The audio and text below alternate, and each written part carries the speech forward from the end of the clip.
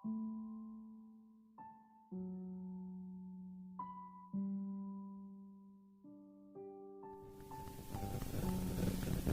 bersyukur kepada Tuhan. Sebenarnya yang kita peringati pada hari ini adalah Yohanes 3:16, di mana dikatakan karena demikian Allah mengasihi isi dunia ini sehingga dikaruniakannya anaknya yang tunggal itu, supaya barang siapa yang percaya kepadanya tidak binasa, melainkan beroleh hidup yang kekal. Barang siapa yang percaya kepadanya, siapa saja yang percaya kepadanya, siapa saja termasuk kita semua yang berhimpun di sini, apapun latar belakang saudara, suku, agama saudara, berita bagi saudara, Allah Bapa mengasihi saudara dan Dia tidak ingin saudara binasa. Dia mau supaya saudara sampai kepada hidup yang kekal. Oleh sebab itu Dia mengirimkan anaknya ke dunia ini, lahir menjadi manusia. Itulah Dia Tuhan Yesus Kristus, supaya barang siapa yang percaya kepadanya tidak binasa, melainkan beroleh hidup yang kekal. Tidak binasa, tidak binasa, melainkan beroleh hidup yang kekal. Jadi ada dua perkara. Ada manusia ini yang akan binasa, ada yang beroleh hidup yang kekal. Tetapi biarlah kita mengerti, pengertian binasa di sini bukanlah mati dan lenyap, tidak. Binasa maksudnya di sini hukuman yang kekal. Tidak 100 tahun, tidak 200 tahun, tidak 1000 tahun. Tidak ada tertulis dalam Alkitab sesudah manusia ini 1000 tahun dihukum dalam neraka, kemudian Tuhan murah menyucikannya lalu kembali ke sorga. Tidak ada. Sekali neraka tetap neraka selama-lamanya. Inilah yang disebut binasa. Saudara, bukanlah kebetulan saudara hadir pada tempat ini. Janganlah seorang pun masuk ke tempat kebinasaan tersebut, yaitu neraka yang kekal. Percaya atau tidak percaya, neraka ada. Sudah ada. Bahkan sudah banyak orang ke neraka. Jangan ditambahi lagi. Rebut jiwa-jiwa. Bawa dia ke sorga. Bawa dia ke sorga. Tapi di samping neraka ada sorga yang kekal. Sorga selama-lamanya, selama-lamanya.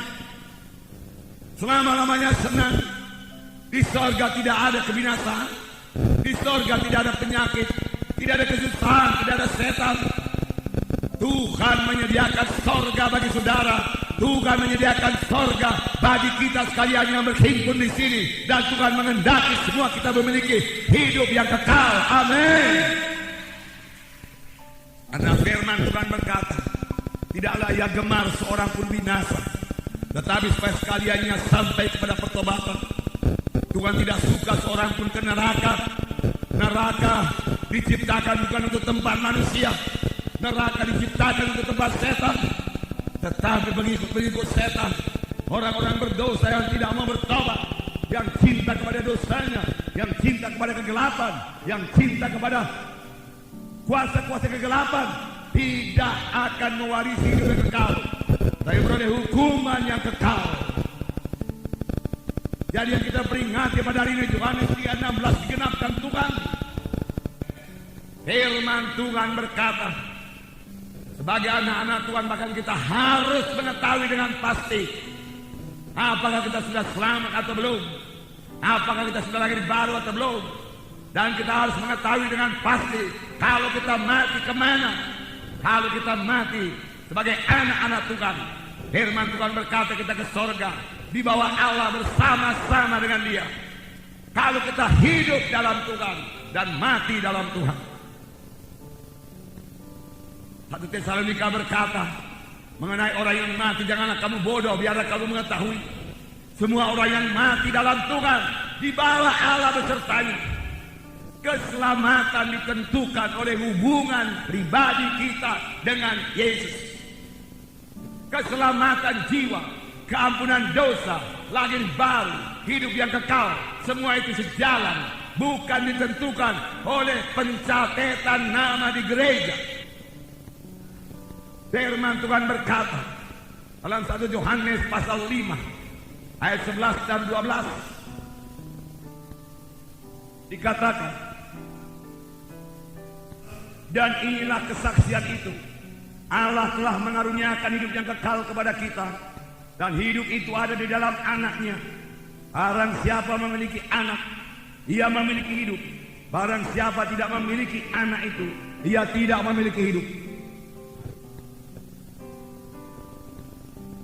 Semuanya yang dituliskan kepadamu supaya kamu yang percaya kepada nama anak Allah itu tahu ataupun mengetahui bahwa kamu memiliki hidup yang kekal.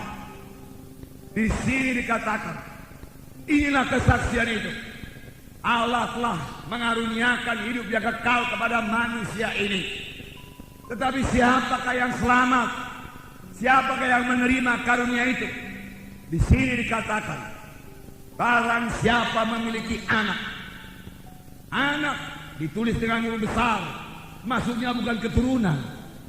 Bukan maksudnya barang siapa yang memiliki keturunan dia memiliki hidup yang kekal. Tidak. Maksudnya di sini barang siapa yang memiliki Yesus, ia memiliki hidup yang kekal. Barang siapa tidak memiliki Yesus, ia tidak memiliki hidup yang kekal. Rasul Yohanes berkata, supaya kamu mengetahui bahwa kamu sudah beroleh hidup yang kekal, yaitu kamu yang percaya kepada nama Anak Allah Yesus Kristus. Supaya kamu mengetahui. Sidang pertama, semua mengetahui dengan pasti bahwasanya dia beroleh hidup yang kekal. Itu sebabnya kepada sidang pertama, mati martir tidak menjadi persoalan. Dia tahu kalau dia mati martir, itulah dia berjumpa dengan Tuhan dan Juru Selamat. Kehidupannya tidak akan berhenti. Kehidupan saudara juga tidak akan berhenti. Barang siapa yang memiliki Yesus, dia memiliki hidup. Barang siapa tidak memiliki Yesus, dia tidak memiliki hidup yang kekal. Jadi keselamatan jiwa bukan tergantung dari kebaikan saudara. Firman Tuhan berkata, kebaikan manusia ini, kejujuran manusia ini hanya sebagai kain lapuk di hadapan Tuhan. Memang sesudah selamat, saudara harus bertobat. Harus bertobat. Dan sesudah kita selamat, yaitu sesudah kita menerima Yesus sebagai Tuhan dan Juru Selamat kita sanggup melawan dosa itu. Mengapa? Karena kita tidak sendiri lagi. Ada Yesus dalam hati kita. Kita tidak sendiri. Ada Yesus dalam hati kita. Amin, saudara. Ada Yesus dalam hati kita.